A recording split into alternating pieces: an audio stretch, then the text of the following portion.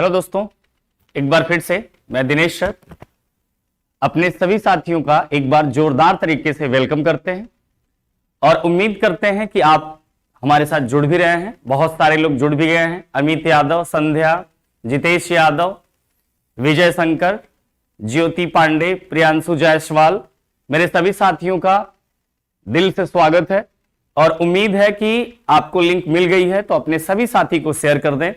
एक क्लास हमारी वर्तनी की हो चुकी है।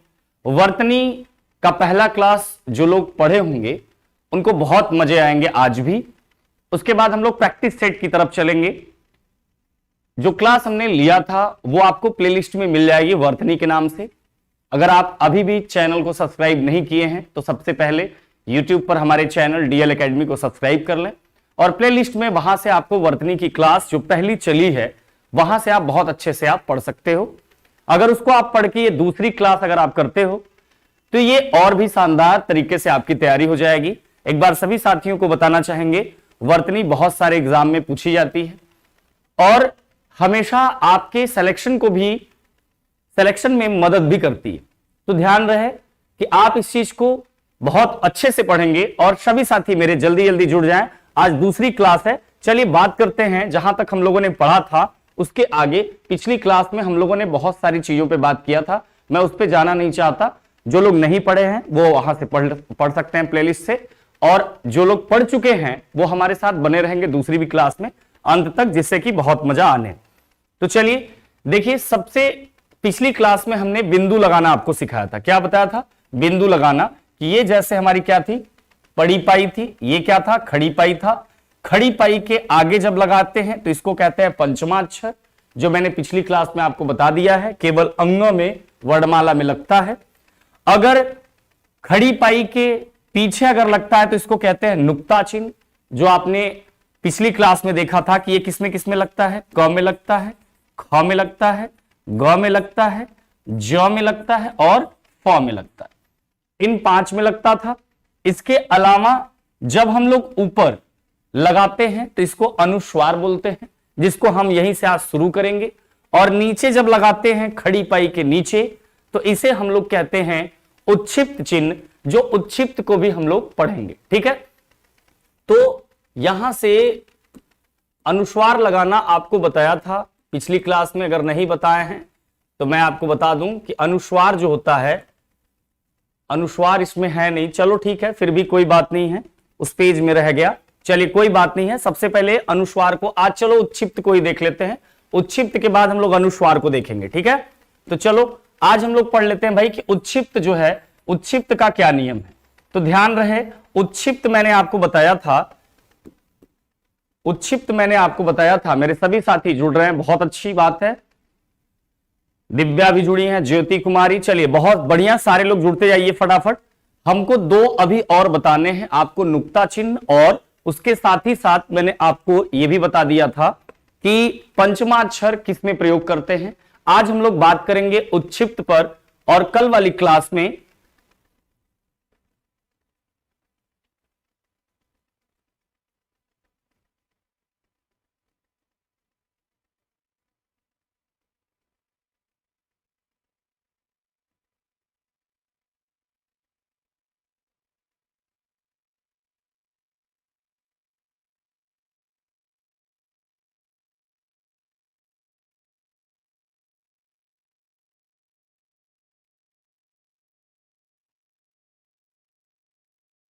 चलिए उच्छिप्त में हम लोग चलते हैं। उच्छिप्त चिन्ह का प्रयोग कहां कहां करते हैं मेरे भाई, ध्यान से देखना इसको। ठीक है, उच्छिप्त का प्रयोग हम देखेंगे। हालांकि उच्छिप्त का जो नियम है 2 में मैंने बताया था कि एक जो होता है वो डलिया वाले ड में लगाया जा सकता है, एक ढ ढक्कन में लगाया जा सकता है। पूरे वर्णमाला में केवल ड और ढ में ही लगा सकते हैं। ठीक है, अब देखो कहां कहां नहीं लगा सकते हैं।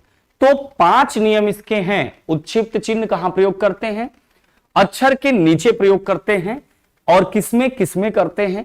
केवल ड और ढ में करते हैं। एकदम क्लियर रहिए और बेहतरीन रहिए। उच्छिप्त का जो नियम हम पढ़ने जा रहे हैं तो ये जान लें कि उच्छिप्त जो होता है वो डलिया वाले ढ और ढक्कन वाले ढ, पूरे वर्णमाला में केवल दो ही में लगता है। अब ये दो में जो लगता है तो इनसे बनने वाले जो शब्द हैं वो बहुत ढेर सारे हैं। तो हम 5 ऐसे नियम को सीखेंगे कि अगर ये 5 बातें हैं तो उसमें नहीं लगाएंगे, और उनके अलावा बाकी जो भी शब्द मिलेंगे उनमें सभी में हम लोग लगाएंगे। तो मेरी बात आप समझ पाए कि उच्छिप्त किसमें लगाते हैं? उच्छिप्त डलिया वाले ड और ढक्कन वाले ढ में लगाते हैं। और हमको यह जानना है कि इनसे बनने वाले शब्द तो बहुत सारे हैं, लेकिन हम ये सीख लें कि किन शब्दों में नहीं लगाएंगे। तो उनको अगर सीख लेते हैं तो बाकी अब जितने शब्द आपके पास बचते हैं उन सब में लगाया जाएगा। बताओ भाई, यहां तक समझ में आया नहीं आया? शुभम भी जुड़े हैं, राहुल यादव, दीपांजलि, रीतू तिवारी, अनु गुप्ता, गुंजा कुमारी। चलिए बहुत बढ़िया, साथ में बने रहिए। तो उन 5 नियमों को देखेंगे कि किसमें किसमें हम लोग नहीं लगा सकते, और उसमें अगर हम सीख लिए तो जितने शब्द वर्तनी में उच्छिप्त वाले बनेंगे उन सब में लगा सकते हैं। तो किन में नहीं लगाएंगे जरा ध्यान दीजिए। नंबर 1, अगर कोई अंग्रेजी का शब्द हो, अगर कोई अंग्रेजी का शब्द हो और उसमें डलिया वाला ड और ढक्कन वाला ढ अगर आ रहा हो तो उनमें हम कभी भी नहीं लगाएंगे। मेरी बात आप समझे? अगर अंग्रेजी का कोई शब्द है तो उसमें हम उच्छिप्त का प्रयोग नहीं करेंगे। मतलब अंग्रेजी वाला अगर कोई शब्द है और वो डलिया वाला ड और ढक्कन वाले ढ से बना हो तो उसमें हम प्रयोग नहीं करेंगे। किसका? ये वाला जो बिंदी है जो नीचे लगाते हैं, जिसे उच्छिप्त का नाम दिया जाता है। तो चलिए, जैसे देखिए लिखा हुआ है रोड। क्या लिखा हुआ है? रोड लिखा हुआ है, और डलिया वाला ड है, लेकिन ये अंग्रेजी का शब्द है।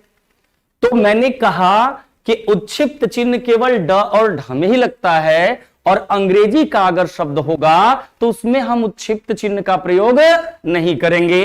तो मेरे सभी साथी बताएंगे कि रोड जब अंग्रेजी का शब्द है, क्या इसमें लगाएं या ना लगाएं? बताइए।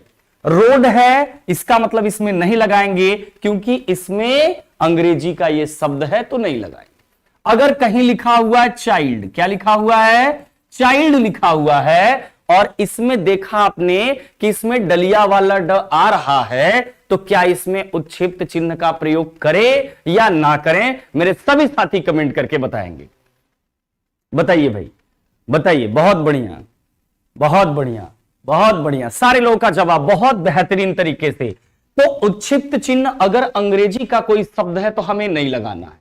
तो जैसे चाइल्ड है, अंग्रेजी शब्द है, डलिया वाला ड है, लेकिन क्या हम उच्छिप्त चिन्ह का प्रयोग करें? बिल्कुल नहीं। मेरे सभी साथियों का जवाब बहुत बढ़िया। अब अगर लिखा हुआ है फील्ड, फील्ड लिखा हुआ है, क्या यह अंग्रेजी का शब्द है? बिल्कुल है, सब लोग कहते हैं। फील्ड अंग्रेजी का शब्द है और इसमें डलिया वाला भी ड आया है, क्या मेरे साथी लगाऊं या नहीं लगाऊं? बिल्कुल नहीं लगाएंगे, क्योंकि हमने नियम सीख लिया है कि अंग्रेजी का कोई शब्द अगर हो तो उसमें हम उच्छिप्त का प्रयोग नहीं करेंगे। इसी प्रकार अगर लिखा हुआ है मेडिसिन, क्या लिखा हुआ है? मेडिसिन अंग्रेजी शब्द है, डलिया वाला ड आया है, क्या हम लगाएं या नहीं लगाएं? बताना मेरे साथी, इसमें लगाएं या नहीं लगाएं? बताओ। बहुत बढ़िया, बहुत बढ़िया, बहुत बढ़िया जवाब, बहुत बढ़िया। इसका मतलब आपको एकदम क्लियर है, इसमें भी नहीं लगाएंगे। अगर लिखा हुआ है साउंड, क्या लिखा हुआ है? साउंड लिखा हुआ है, अंग्रेजी का शब्द है, क्या लगाएं उच्छिप्त या नहीं लगाएं? बिल्कुल नहीं लगाएंगे। बहुत बढ़िया, बहुत बढ़िया। ये देखो क्या है, ये बोर्ड है जिस पर मैं लिख रहा हूं। तो बोर्ड जो है अंग्रेजी शब्द है, क्या इसमें लगाएं या नहीं लगाएं? नहीं लगाएंगे मेरे साथी। इसका मतलब क्लियर है हम कि अगर अंग्रेजी का कोई शब्द हो तो उसमें उच्छिप्त चिन्ह, जो नीचे वाली बिंदी है, उसको नहीं लगाना है। अंग्रेजी शब्द हो और उसमें डलिया और ढ ढक्कन आ रहा हो तो अंग्रेजी शब्द होगा तो नहीं लगाएंगे। क्या सभी को समझ में आया नियम नंबर 1? बिल्कुल, बहुत बढ़िया। नियम नंबर 2 पे आते हैं। अगर डलिया वाला ड और ढक्कन वाला ढ, यही दोनों में तो उच्छिप्त लगाते हैं, यही दोनों है ना, मात्र पूरे व्यंजन में एक ड है एक ढ है जिसमें हम लगाते हैं। मैं क्या आपको बता रहा हूं कि अगर अंग्रेजी का शब्द हो, इनसे बना हो मिलकर के, तो हम प्रयोग नहीं करेंगे उच्छिप्त का। नंबर दूसरा नियम कह रहा है कि अगर डलिया वाला ड या ढक्कन वाला ढ लगातार 2 बार आ जाए, क्या हो, लगातार 2 बार आ जाए, तो भी हम उच्छिप्त का प्रयोग नहीं करेंगे।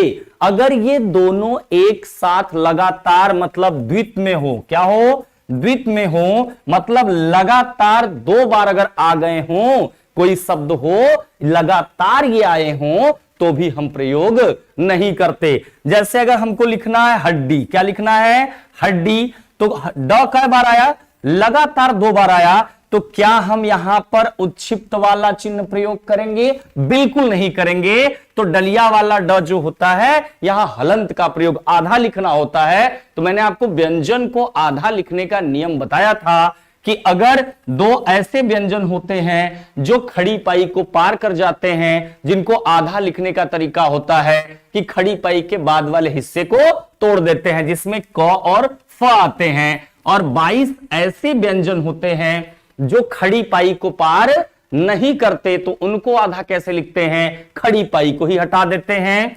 9 ऐसे व्यंजन होते हैं जो खड़ी पाई जिसमें होती ही नहीं है, उनको आधा लिखने का तरीका हलंत का। तो यहां अगर डलिया वाला ड 2 बार आया हो और ड को आधा लिखना हो, खड़ी पाई इसमें है नहीं, आधा कैसे लिखेंगे, हलंत का प्रयोग करेंगे। और इसमें कभी भी उच्छिप्त नहीं प्रयोग करेंगे, क्योंकि ये क्या है, द्वित है, लगातार 2 बार आए हैं, तो हम इसमें भी उच्छिप्त का प्रयोग नहीं करेंगे। बहुत बढ़िया।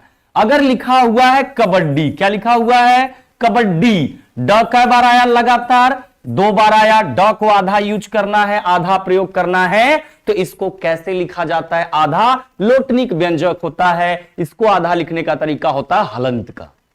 ऐसे कितने व्यंजन होते हैं, 9 होते हैं। पिछली क्लास मैंने बहुत बढ़िया तरीके से आप सभी साथी को समझाने का प्रयास किया हूं, बहुत बढ़िया। इसके अलावा अगर हम और चीजों पर बात करें, तो जैसे और क्या चीज है जिसमें लगातार 2 बार आ रहा है, तो उसमें उच्छिप्त चिन्ह का प्रयोग हम लोग नहीं करेंगे मेरे साथी। तो जैसे लिखा हुआ है लड्डू, क्या लिखा हुआ है, लड्डू, कितनी बार ड आया, 2 बार आया, आधा प्रयोग करना, हलंत लगाएंगे, लेकिन उच्छिप्त का प्रयोग नहीं करेंगे। क्या सभी साथी को समझ में आ रहा है, बताइएगा, बताइएगा मेरे सभी साथी, क्या आपको समझ में आ रहा है, नहीं आ रहा है, बताते चलिएगा, बहुत आराम से पढ़ा जाएगा। अगर कहीं पे लिखा हुआ है गुड्डी, क्या लिखा हुआ है, गुड्डी लिखा हुआ है, ड कितने बार आया, 2 बार आया, तो क्या हम उच्छिप्त का प्रयोग करें, बताना जरा, क्या उच्छिप्त का प्रयोग करें? जब 2 बार आता है तो हम उच्छिप्त का प्रयोग नहीं करते। गुड्डी, गुड्डा, है ना, क्या इनसे आपको इतना समझ में आया या नहीं आया? प्रिया सिंह, संध्या, शुभम, फैज, ज्योति, जितेश, मेरे सभी साथी बने हुए हैं, बहुत अच्छा लग रहा है, आप बहुत अच्छे से बने रहिए। तो अगर कहीं भी ड या ढ लगातार आ जाए, तो वहां पर हम कभी भी उच्छिप्त का प्रयोग नहीं करेंगे। अगर आपको नोट चाहिए, पीडीएफ चाहिए, 2 दिन के अंदर आपको पर्यायवाची और वर्तनी की पूरी नोट्स, पूरा पीडीएफ हैंड राइटिंग में बिल्कुल हमारे एप्लीकेशन डीएल एकेडमी पर आपको वहां से मिल जाएगा। बहुत सुंदर, बहुत बढ़िया।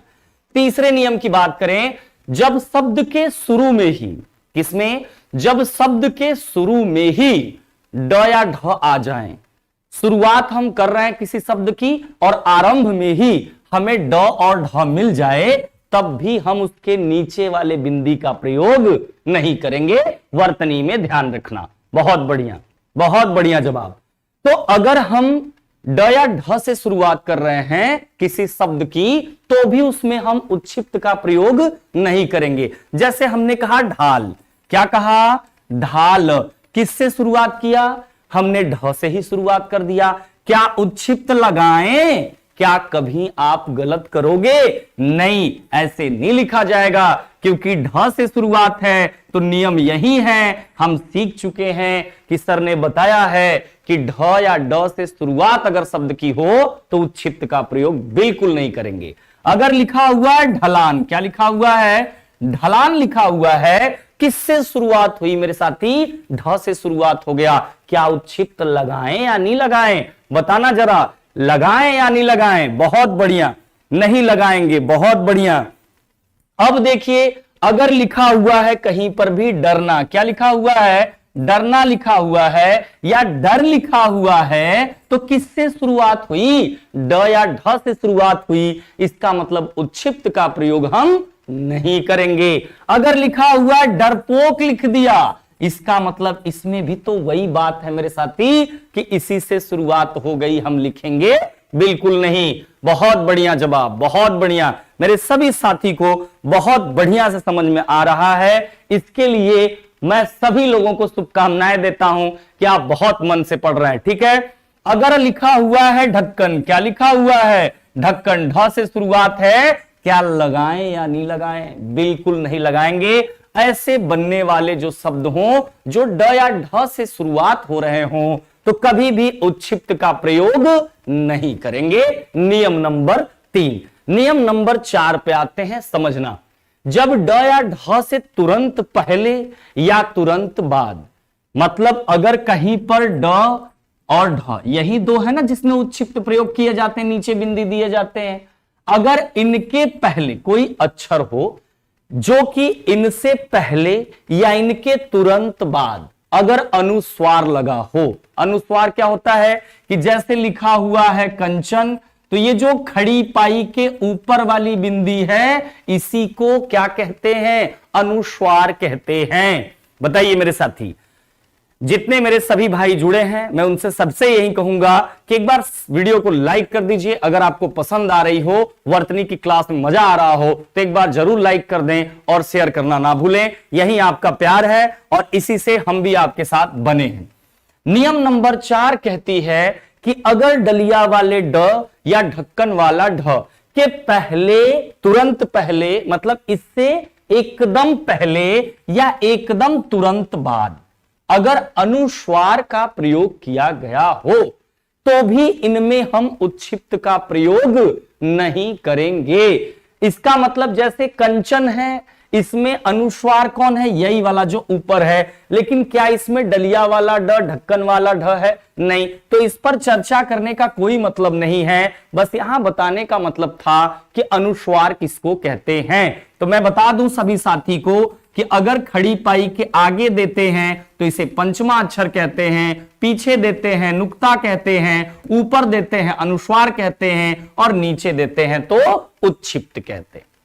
तो इसका मतलब यहां पर नियम आपको बताई गई कि अगर इससे पहले, अगर इनके पहले तुरंत या तुरंत बाद में अगर अनुस्वार का प्रयोग किया गया हो, तो भी हम इनमें उच्छिप्त का प्रयोग नहीं करेंगे। बताइए भाई, यहां तक समझ में आया या नहीं आया? बोलो मेरे भाई, समझ में आया? जैसे एक शब्द है, मान लो अंडा। क्या है? अंडा। इसका मतलब डलिया वाला ड या ढक्कन वाले ढ से तुरंत पहले या तुरंत बाद में अगर अनुस्वार लगा हो, तो हम इसके नीचे हम क्या नहीं प्रयोग करेंगे? उच्छिप्त का प्रयोग नहीं करेंगे। तो डलिया वाले ड से पहले देखो अनुस्वार लगाया गया है, तो क्या हम डलिया वाले ड के नीचे ऐसे लगाएं उच्छिप्त या नहीं लगाएं?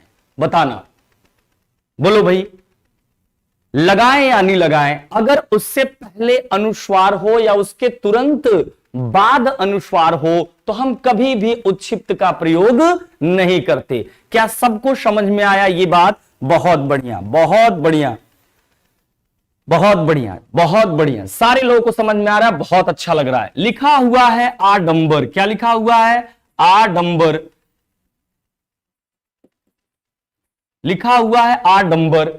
आडंबर लिखा हुआ है, ड के पहले ड के तुरंत बाद छोड़ दो, अगर ड पर ही अनुस्वार लग गया तो भी हम क्या करेंगे? उच्छिप्त का प्रयोग नहीं करेंगे। अगर लिखा हुआ है मेढक। क्या लिखा हुआ है?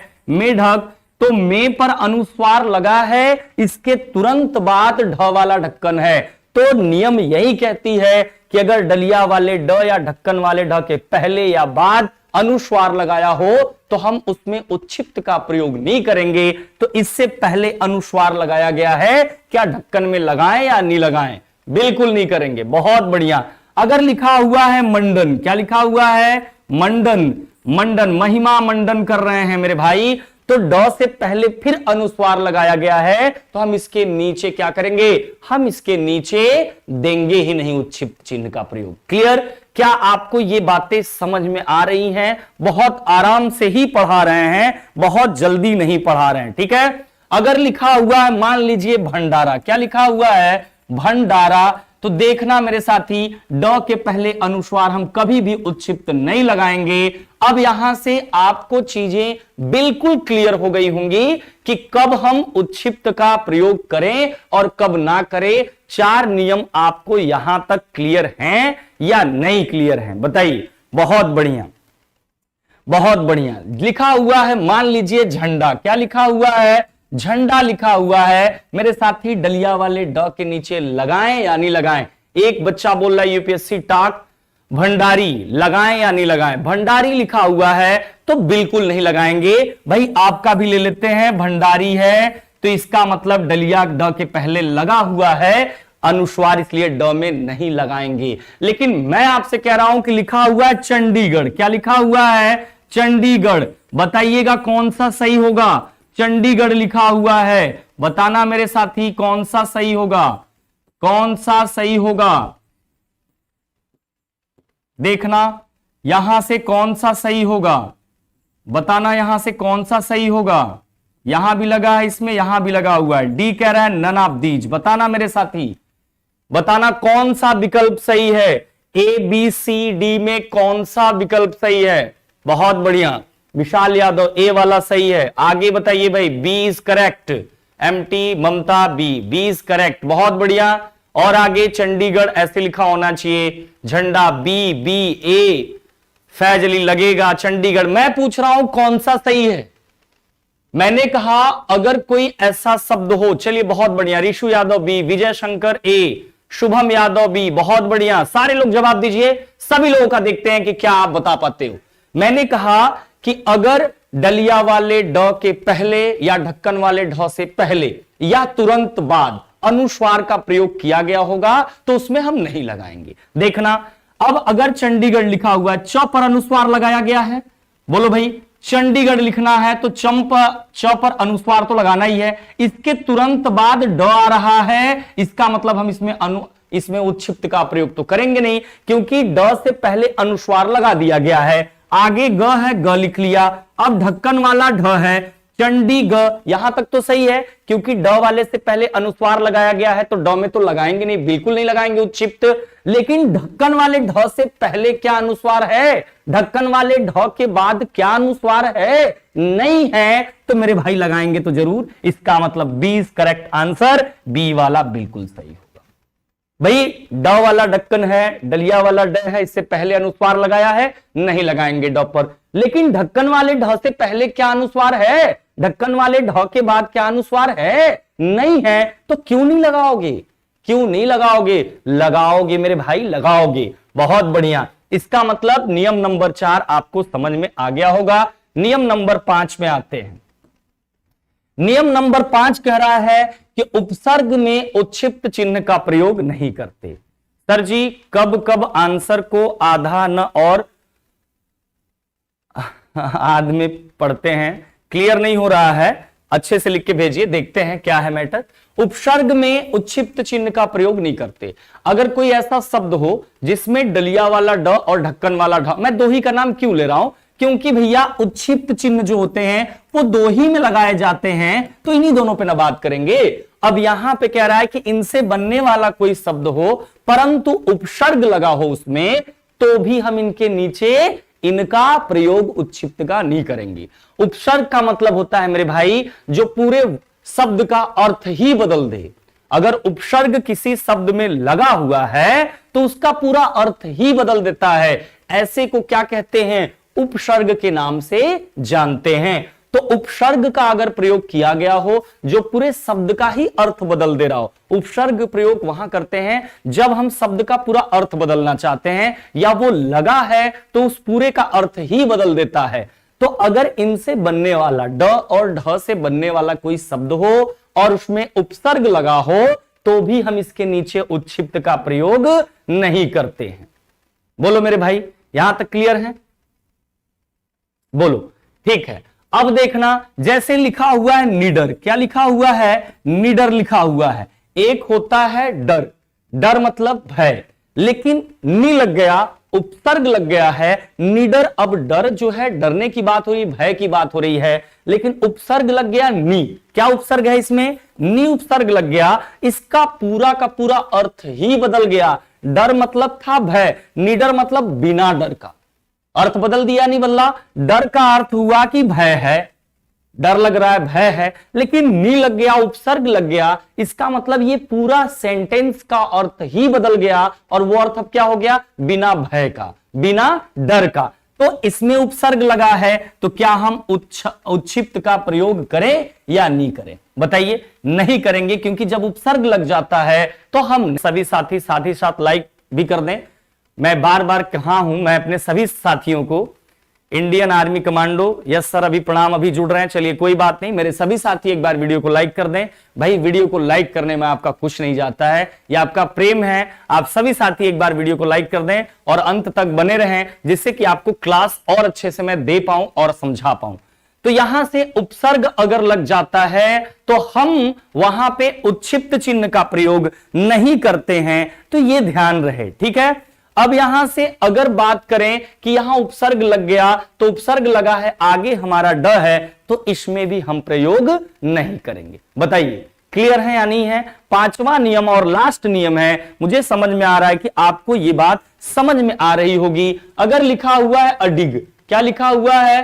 अडिग लिखा हुआ है। भाई अपने रास्ते से हटता ही नहीं, अ मतलब होता है न का अर्थ, तो अपने रास्ते पर एकदम टिका हुआ है, हट नहीं रहा है, तो अडिग है। तो यहां उपसर्ग अ लगा हुआ है, तो क्या लगाएं या नहीं लगाएं? बताना, क्या लगाएं? यहां पे उपसर्ग का प्रयोग करने के बाद हम नहीं लगाते हैं, तो ये ध्यान रहे, ठीक है। तो ये हमारा जो है, ये पूरी तरीके से एकदम क्लियर है कि आप ये पांचों नियम को ठीक से समझे होंगे। अगर लिखा हुआ बेढंगा, क्या लिखा हुआ है? बेढंगा। एक होता है ढंग, जिसका तौर तरीका होता है, लेकिन उपसर्ग आपने बे लगा दिया, इसका मतलब बिना ढंग का। तुरंत अर्थ बदल देता है उपसर्ग में। मैंने बताया ही आपको कि अगर उपसर्ग लगा तो उसका पूरा अर्थ ही बदल देगा। तो उपसर्ग का प्रयोग कर दिया गया, तो क्या हम नीचे लगाएं या नहीं लगाएं? बिल्कुल नहीं लगाएंगे। बहुत बढ़िया, चलिए इतना आपको क्लियर हुआ। तो उच्छिप्त ये पांच नियम अगर आप सीख लिए, तो अब इनके अलावा कोई भी दुनिया का शब्द होगा जो ड और ढ से बन रहा होगा, तो हम क्या करेंगे? उनमें उच्छिप्त चिन्ह का प्रयोग करेंगे। लेकिन कब नहीं करेंगे? जब कोई अंग्रेजी शब्द हो तो उसमें उच्छिप्त का प्रयोग नहीं करेंगे, नंबर एक। नंबर दो, अगर ड या ढ लगातार 2 बार आए हो किसी शब्द में, तब भी नहीं लगाएंगे। तीसरा नंबर क्या आपने देखा कि अगर डलिया वाले ड और ढक्कन वाले ढ से ही उस अक्षर की शुरुआत हो गई या उस शब्द की शुरुआत हो गई, तो भी नहीं लगाएंगे। चौथी बात आपको बताई गई, क्या बताई गई? चौथी चीज आपने देखा यहां पे कि चौथी चीज में भी, यहां पर मैंने कुछ एग्जाम्पल लिखा हुआ था, ठीक है।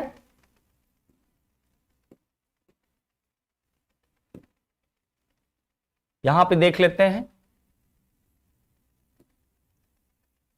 ठीक है। जब ड या ढ के तुरंत बाद क्या हो? अनुस्वार हो, तो भी हम क्या करेंगे मेरे भाई? नहीं लगाएंगे। ये भी क्लियर था।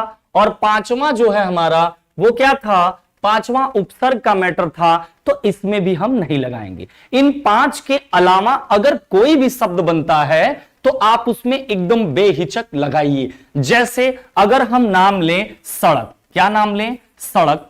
अब ये बताना इसमें लगेगा या नहीं लगाएगा? इसमें उच्छिप्त ड है ना आया, क्या इसमें लगाएं या नहीं लगाएं? तो आप तुरंत दिमाग को दौड़ाओगे कि ड और ढ से बनने वाले दुनिया में बहुत सारे शब्द हैं, लेकिन 5 बातों को केवल ध्यान में रख लें, उनमें नहीं लगाना, बाकी में लगाना है। क्या सड़क कोई अंग्रेजी शब्द है? नहीं। क्या ड और ढ 2 बार लगातार आया है? नहीं। क्या 2 बार आया है? नहीं। पांचों नियम में से अगर देखा जाए तो क्या ये मैच कर रहा है? यूपीएससी टाक लगेगा। चलिए बहुत बढ़िया। और लोग बताइए लगेगा कि नहीं लगेगा? बताइए, बताइए भाई, लगेगा नहीं लगेगा? बताइए। तो ये ना ही कोई अंग्रेजी का शब्द लग रहा है, ना ही इसमें ड या ढ दो बार लगातार आए हैं, ना ही ड से ढ से शुरुआत हुई है, ना ही इससे पहले या तुरंत बाद कोई अनुस्वार है, ना ही ये इसमें कोई उपसर्ग है। तो मेरे भाई लगेगा और 100% लगेगा। बताइए लगेगा नहीं लगेगा? अगर लिखा हुआ है करोड़, क्या लिखा हुआ है? करोड़। अब आप कहोगे कि सर करोड़ जो होता है अंग्रेजी शब्द नहीं, करोड़ अंग्रेजी शब्द नहीं है, करोड़ अंग्रेजी शब्द नहीं है, तो अंग्रेजी का भी शब्द नहीं है, दो बार लगातार आया भी नहीं है, इनसे शुरुआत भी नहीं है, अनुस्वार भी नहीं है और उपसर्ग भी नहीं है। लगेगा नहीं लगेगा मेरे भाई बताना। अगर लिखा हुआ है डेढ़, क्या लिखा हुआ है? डेढ़। बताना जरा ढक ढक्कन के नीचे लगेगा नहीं लगेगा? सारे लोग कमेंट करके एकदम जोरदार तरीके से बताना, डेढ़ में लगेगा नहीं लगेगा? सभी मेरे साथी बताएंगे लगेगा या नहीं लगेगा। मैंने पांचों नियम बार बार दोहराया हूं और फिर से बता दूं कि 5 नियम आप सीख लो, उसके अलावा जितने शब्द बनेंगे डलिया वाले ड ढक्कन वाले ढ से सब में धुआंधार लगा, कई गलत वर्तनी में नहीं करोगे। तो बताना भाई अंग्रेजी का शब्द तो है नहीं, 2 बार तो आया नहीं है। बोलो भाई 2 बार तो आया नहीं है। 2 बार ड लगातार आया है क्या? नहीं। ढक्कन 2 बार आया है क्या? नहीं। लेकिन अब आपके मन में आएगा कि सर ड से शुरुआत तो हुआ है। भाई शुरुआत हुआ है तो इसमें नहीं लगाएंगे, लेकिन इसके बाद वाले में तो लगाएंगे। भाई अगर आप कह रहे हो कि सर ड से ही शुरुआत हुआ, हमने नियम बताया, सही बात है, तो हम इस पे नहीं लगाएंगे ना। लेकिन इसके बाद दोनों तो एक ही लगातार तो आए नहीं है, तो हम ढ में लगाएंगे, क्योंकि इसमें तो लगा सकते हैं, इसमें नहीं लगाएंगे, क्योंकि नियम के अनुसार जो शुरुआत में ही आ गया उसमें नहीं लगाएंगे। तो डेढ़ ये हमारा सही जवाब होगा। जरा सारे लोग बताइएगा ओढ़नी, है ना? ओढ़नी में लगेगा कि नहीं लगेगा? बताना जरा। ये पूछा गया है वर्तनी में, जोरदार तरीके से बताइएगा कि लगेगा कि नहीं लगेगा। लगी मास्टर साहब, चलिए मास्टर साहब, चलिए लगेगा नहीं लगेगा? मेरे भाई अंग्रेजी का तो कोई शब्द होता नहीं ओढ़नी। दूसरी बात यह है ढक्कन वाला आया है, लगातार तो आया नहीं है, इससे शुरुआत तो हुआ नहीं है। चौथी बात कोई अनुस्वार आगे पीछे यूज किया नहीं गया है, उपसर्ग लगा नहीं है। लगेगा मेरे भाई, लगेगा लगेगा। बताना एकदम जोरदार तरीके से बताना। 2 और बताना कड़वा में लगेगा कि नहीं लगेगा? बताओ जाड़ा में लगेगा कि नहीं लगेगा? बताओ जरा दोनों में लगेगा कि नहीं लगेगा? बताओ जरा फटाफट भाई। सभी साथी मेरे लगातार कमेंट करके बताएंगे कि लगेगा कि नहीं लगेगा। बताना मेरे साथी कड़वा और जाड़ा में लगेगा कि नहीं लगेगा?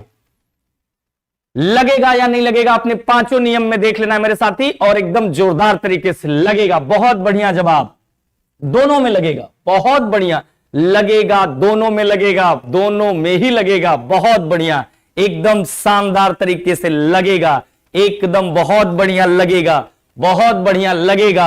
अब यहां बताना जरा खंडित लिखा हुआ है, क्या लिखा हुआ है? खंडित। बताना मेरे भाई लगेगा कि नहीं लगेगा? खंडित में लगेगा या नहीं लगेगा? बहुत शानदार, मेरे सभी साथी इतने एक्टिव हैं, बहुत अच्छा लग रहा है। आप इस तरह से एक्टिव रहेंगे तो बहुत मजा आएगा पढ़ने में, क्योंकि कल से प्रैक्टिस सेट भी लगनी है, क्योंकि आज लगभग नियम आपकी कंप्लीट हो जाएगी, तो कल प्रैक्टिस सेट आपकी लगाएंगे, जो आपको देखने में बहुत मजा आएगा और करने में बहुत मजा आएगा। लगेगा, उसी पर आप जा रहे हैं। नहीं लगेगा, नहीं लगेगा, नहीं लगेगा, लगेगा। चलिए नियम देख लेते हैं भाई। अगर वहां पे ड या ढ से पहले या तुरंत बाद अनुस्वार आता है तो नहीं लगाते हैं। बहुत सही जवाब। कुछ लोगों को मैंने गुमराह कर दिया, उसी में परेशान है। चलिए कोई बात नहीं। ये देखो यहां ड से पहले या तुरंत बाद आपने देखा कि अगर अनुस्वार का प्रयोग किया गया होगा तो नहीं लगता। लगाया है ना ख पे अनुस्वार, इसका मतलब यह है कि इसमें नहीं लगेगा, तो नहीं लगेगा और यही सही जवाब होगा। क्या यहां तक क्लियर है? बहुत बढ़िया। चलिए आगे चलते हैं। आगे अब हमारा अनुस्वार खत्म हो गया है, थोड़ा और नियमों पर बात करते हैं कि इक प्रत्यय का पहला नियम, इक प्रत्यय का भी नियम देख लो। वर्तनी मेरे भाई केवल 2 ही लेक्चर हैं जिसमें आप पूरी थियरी पे कमांड कर लो, तो वर्तनी आपकी कहीं से बचेगी नहीं। तो देखना जरा इक प्रत्यय का पहला नियम क्या है। अगर कोई भी शब्द हो जो अ से शुरुआत तो हो रहा हो और अंत में इक, छोटी वाली ई है, और क, अंतिम में इक का प्रयोग किया गया हो, तो उसका पहला अक्षर जो है वो क्या बदल जाता है? किसमें? आ में। क्या आपको समझ में ये बात आई नहीं आई? अगर कोई भी शब्द है शुरुआत किससे हो रहा हो? अ से, उसके अंत में क्या लगा हो? इक लगा हो, तो जो शुरुआत अ से हुआ है वो किस में बदल जाएगा?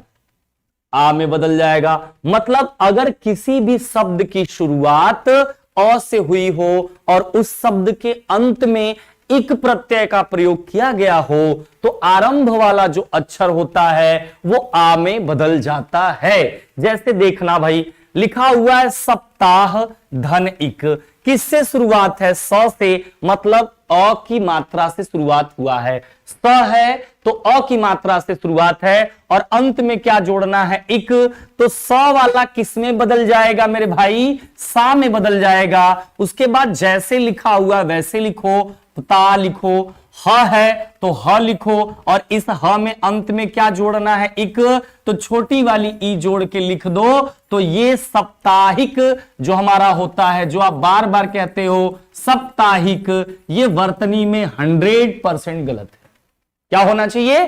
साप्ताहिक होना चाहिए, क्योंकि हम इक के प्रत्यय का नियम जान चुके कि अगर अ से शुरुआत हो रहा हो अंत में, तो जाहिर सी बात है कि वो वाला जो अ की मात्रा है वो किस में बदल जाएगी? आ में। अगर आ से ही शुरुआत हो, अगर हम कहें आ से ही शुरुआत हो और इक का प्रयोग किया गया हो तो ये आ ही रह जाता है। मतलब अगर मां से शुरुआत हो और अंत में इक लगे तो इसका मतलब ये मां ही रहेगा। ध्यान रहे। तो यहां से वही बात है, समाज धन इक, समाज में रहने वाली बातें, समाज की बातें हैं।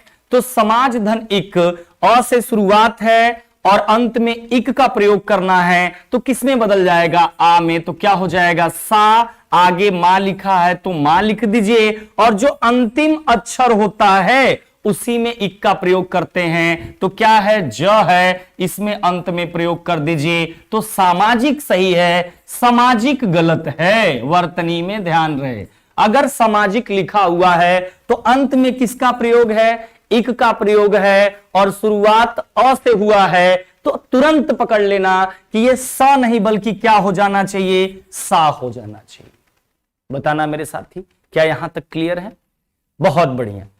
अगर लिखा हुआ है परलोक धन इक, किससे शुरुआत है? अ से शुरुआत है, प से शुरुआत है, अ की मात्रा से शुरुआत है और अंत में अगर इक का प्रयोग करना है तो परलोक क्या हो जाएगा? प के जगह पा, र, लो और अंत में जो बचता है उसी में किसका प्रयोग करना है? इक का। तो अंत में हो जाएगा परलौकिक, है ना? क्या हो जाएगा? पारलौकिक। क्या हो जाएगा? पारलौकिक। ये वर्तनी में सही होगा। तो क्या इक प्रत्यय का पहला नियम क्लियर है या नहीं है? अगर अ से शुरुआत हो रही हो, अंत में इक का प्रयोग किया गया हो तो जाहिर सी बात है कि वो किस में बदल जाएगा मेरे साथी? अंत में बदल जाएगा। वो हमारा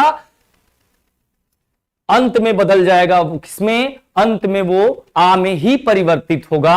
अगर लिखा हुआ है वर्ष धन इक, व से शुरुआत है, अ से, अंत में इक का प्रयोग करना है तो वह क्या हो जाएगा? वाह हो जाएगा।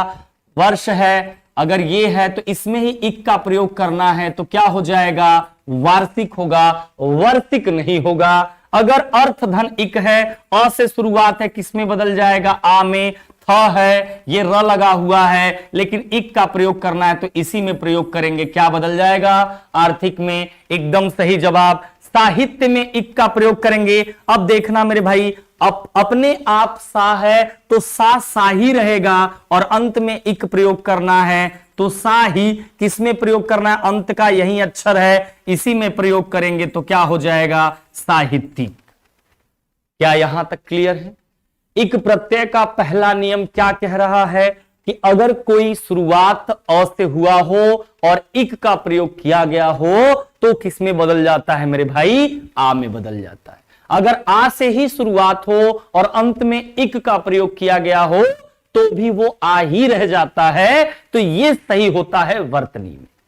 बताना। बहुत बढ़िया। आगे चलते हैं इक प्रत्यय के दूसरे नियम पे।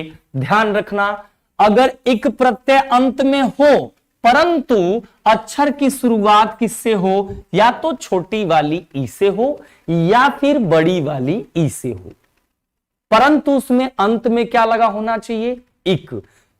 तो अगर ई से शुरुआत हुआ है तो स्वर में बदलेगा तो ए में बदलेगा, लेकिन व्यंजन में बदलेगा। अगर व्यंजन जैसे क लिखा हुआ है, अगर बड़ा ए चढ़ाना है तो कै घुंडी देंगे? 2 देंगे। लेकिन अगर लिखा हुआ केवल ई तो ये किस में बदल जाएगा? फिर 1 घुंडी में। भाई ऐसा वाला ए कोई भी नहीं होता, ठीक है, ऐसा वाला ए कहीं नहीं होता। क्या डबल घुंडी का ए आपने देखा है? कल वर्णमाला आपको पढ़ा रहे थे तो आपने उसमें देखा होगा, क्या डबल घुंडी का ए होता है? बताइएगा। नहीं होता, बिल्कुल सही जवाब। जब आप वर्णमाला में पढ़ेंगे स्वरों को तो अ लिखेंगे, आ लिखेंगे, ई लिखेंगे, ई लिखेंगे, उ लिखेंगे, उ लिखेंगे, ए, ओ, औ, ठीक है। अह होता नहीं, स्वर क्या हो जाता है? री हो जाता है।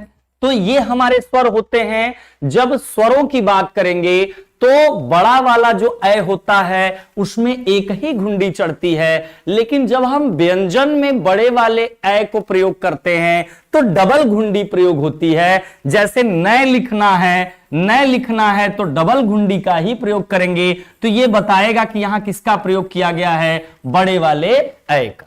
बताना, यहां तक क्लियर है?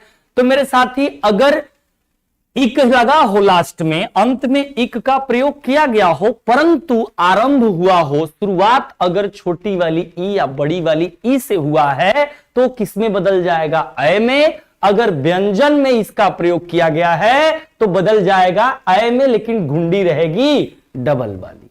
आइए देखते हैं। अभी पहले नियम में देखा कि अंत में इक लगा हो परंतु अ से शुरुआत हो रही हो तो आ में, लेकिन इसमें इक का प्रत्यय का प्रयोग किया गया है, लेकिन आरंभ है छोटी वाली ई या बड़ी वाली ई से, तो ये बदल जाएगा ए में। याद आया? हमने कहा, अभी हमने पढ़ा, अ से शुरुआत हो, इक का प्रयोग हो, किसमें बदलेगा? आ में। परंतु छोटी वाली ई या बड़ी वाली ई से शुरुआत हो और अंत में इक लगा हो तो ये किस में बदल जाएगा? ए में, बड़े वाले ए में। बोलो भाई, यहां तक क्लियर है? नहीं है? बताना। चलो देखना, जैसे लिखा हुआ है विज्ञान। क्या लिखा हुआ है? विज्ञान। किससे आरंभ है भाई? किसका प्रयोग किया गया है? छोटी वाली ई का प्रयोग किया गया है, और आगे अगर इक का प्रयोग हो रहा है तो ये वाली जो हमने कहा व्यंजन रहेगा तो कितना घुंडी चढ़ेगा? ये छोटी वाली ई किस में बदल जाती है? ए में। तो वह लिखा, छोटी वाली ई है, अंत में इक का प्रयोग होना है तो ये बदल जाएगा ए में। व्यंजन है इसलिए कितनी घुंडी? 2 घुंडी। आगे ज्ञा है तो ज्ञा लिखेंगे, अंत में इक का प्रयोग करेंगे तो क्या हो जाएगा? वैज्ञानिक। वैज्ञानिक गलत है। क्लियर है? अगर लिखा हुआ है नीति धन इक, किससे शुरुआत है मेरे भाई? बड़ी वाली ई से। अंत में किसका प्रयोग करना है? इक का। तो बड़ी वाली ई हो या छोटी वाली ई हो, किस में बदलेगा? ए में। अगर व्यंजन है तो कितना घुंडी चढ़ेगा? 2। आगे क्या है? ती अपने आप है, छोटी वाली ई चढ़ाई है तो क्या हो जाएगा आगे? फिर नैतिक हो जाएगा। बहुत बढ़िया। अगर इतिहास धन इक हो, ई से शुरू है, किससे शुरू है? ई से शुरू है। तो मैंने कहा अगर स्वर वाला रहेगा तो उसको हम ए ही लिखेंगे।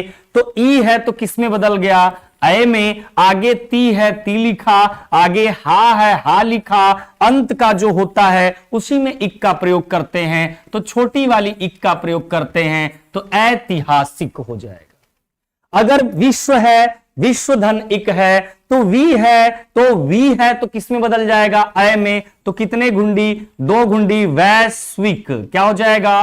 वैश्विक हो जाएगा। बताना मेरे, क्या आपको दूसरा नियम भी अच्छे से समझ में आया? अगर आपको दूसरा नियम समझ में आ गया तो आगे चलते हैं इक प्रत्यय का तीसरा नियम। तीसरा नियम क्या कहता है कि अंत में इक का ही प्रयोग हो परंतु आरंभ उ या बड़े वाले उ से किया जाए तो वो किस में बदल जाता है? औ में। नियम नंबर 1 क्या था? अ से शुरुआत, अंत में इक का प्रयोग, बदला आ में। छोटी वाली ई या बड़ी वाली ई से शुरुआत, अंत में प्रयोग इक का किस में बदल गया भाई, अय में। तीसरा नियम कह रहा है कि छोटे वाले उ या बड़े वाले उ से शुरुआत हो परंतु में अंत में इक प्रत्यय का प्रयोग किया गया हो तो किस में बदल जाएगा, औ में। तीनों याद रहेगा, इक प्रत्यय का नियम याद रहेगा, अंत में इक लगा हो, अ से होगा आ में, ई से होगा अय में, उ से होगा औ में बदलेगा। देखना यहां भूगोल किससे शुरुआत है, व्यंजन है, लेकिन कौन सी मात्रा प्रयोग की गई है, ऊ की मात्रा प्रयोग की गई है, भू बड़े वाले ऊ का प्रयोग किया गया है तो किस में बदलेगा। तो ध्यान रखना अगर व्यंजन होगा तो इसमें तो डबल घुंडी है ही, तो व्यंजन में भी डबल घुंडी, ज्यादा कुछ ध्यान देने की जरूरत नहीं है। इसका मतलब भू किस में बदल जाएगा, भौ में। आगे गो है तो गो लिख दिया, ल है इसी में इक का प्रयोग करेंगे तो क्या हो जाएगा, भौगोलिक हो जाएगा। बताइएगा उद्योग धन इक, ऊ से शुरुआत डायरेक्ट हुई है तो किस में बदल जाएगा, औ में। आगे द्यो है, द्यो लिख दिया, अंत वाले में किसका प्रयोग कर देना है, इक का, तो क्या हो जाएगा, औद्योगिक हो जाएगा। तो तीनों नियम क्या आपको समझ में आया या नहीं आया। मैंने आपको आज उत्क्षिप्त चिन्ह का प्रयोग बताया कि अगर अंग्रेजी शब्द से आरंभ हुआ हो तो नहीं लगाएंगे, अगर डलिया वाला ड, ढक्कन वाला ढ 2 बार लगातार आए हैं तो नहीं लगाएंगे, अगर ड या ढ से शुरुआत हो गई हो नहीं लगाएंगे, अगर अनुस्वार ड वाले डलिया या ढक्कन वाले ढ से जस्ट पहले या जस्ट बाद हो नहीं लगाएंगे, अगर उपसर्ग लगा है उसमें तो नहीं लगाएंगे। ये उत्क्षिप्त का ये नियम था। इनके अलावा दुनिया में जितने शब्द ड और ढ से बनेंगे सब में उत्क्षिप्त लगाएंगे। नंबर 1। नंबर 2, हमने इक प्रत्यय का प्रयोग पढ़ाया। भाई बड़े वाले इक प्रत्यय नहीं होते हैं, जब भी होता है छोटा इक का होता है, बड़े वाले इक प्रत्यय का प्रयोग नहीं किया जाता, छोटे वाले इक का प्रयोग करते हैं। इसमें मैंने आपको बताया कि अगर आरंभ अ से हो रहा हो, अंत में इक लगा हो तो अ बदल जाएगा आ में, अगर आरंभ आ से हो और इक में हो तो यह भी रहता है आ ही। दूसरा नियम क्या बताया कि अगर छोटी वाली ई बड़ी वाली ई से शुरुआत हो परंतु इक प्रत्यय का ही प्रयोग किया गया हो तो अय में बदलता है। अगर स्वर है तो एक घुंडी डायरेक्ट लिखते हैं, व्यंजन है तो डबल घुंडी चढ़ा के लिखते हैं। अगर अंत में इक प्रत्यय हो परंतु आरंभ उ और उ से हुआ हो तो किस में बदल जाता है, औ में। मेरे सभी साथी एक बार बताएंगे कि आपको पूरी क्लास कैसी लगी, आपको समझ में आया है या नहीं आया है। थोड़ी सी चीजें और हैं जो मैं आपको कल पढ़ाने वाला हूं, उसके बाद पूरी तरीके से आपकी प्रैक्टिस सेट करवाऊंगा, और वो भी शब्द जो आपके एग्जाम में आजकल ट्रेंडिंग में आते हैं या पूछे जाते हैं। बताइए। बहुत बढ़िया, बहुत बढ़िया।